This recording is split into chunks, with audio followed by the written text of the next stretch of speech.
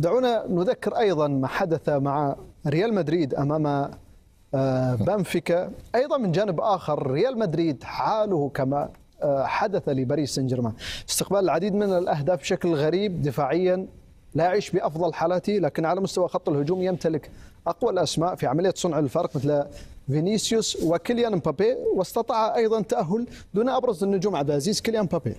صحيح، رغم الغيابات الكثيرة تقريبا 6-7 لاعبين مع إصابة اسينسيو التي أتت في الشوط الثاني. ده المكسب ليش مكسب؟ دي كانت المكسب لمدريد. المشكلة ما في لاعبين بدلاء، هذه المشكلة الرئيسية موجودة مع الإصابات الكثيرة في خط الدفاع. لكن تدري أجمل حاجة حصلت اليوم بالنسبة لريال مدريد هو بأن حاتم الطرابلسي غنى نشيد ريال مدريد. صرح يعني.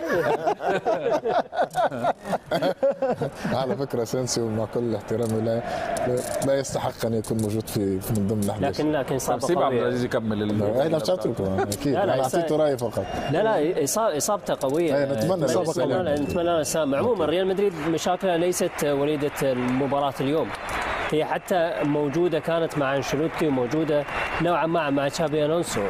مشكلته الرئيسية بأن هذا الفريق مع الكرة باستطاعته خلق شيء من لا شيء.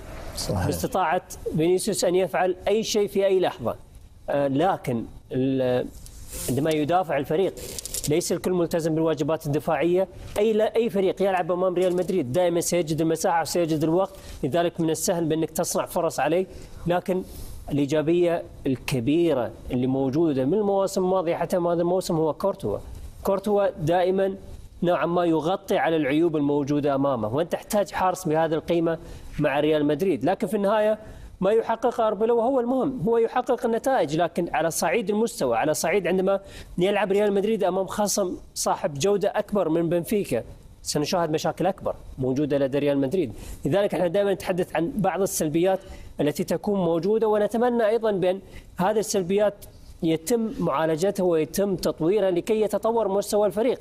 نحتاج فرق مثل ريال مدريد، نحتاج الفرق الكبيرة موجودة في دوري الأبطال تستمر، لأن هذه هي متعة البطولة بشكل عام. لكن ما زالت هناك الكثير من الملاحظات على مستوى ريال مدريد، واعتقد بأن ان لم يعالجها أربيلو سيجد الكثير من المشاكل خصوصا في الدوري ودوري الأبطال. كل تأكيد متعة البطولة بسيدها وهو ريال مدريد. دعونا نستمع لأربيلو ماذا قال بعد هذا التأهل. مساء الخير، طاب مساؤكم. يبدو لي بأنك سعيد جدا تأهلتم إلى الدور القادم.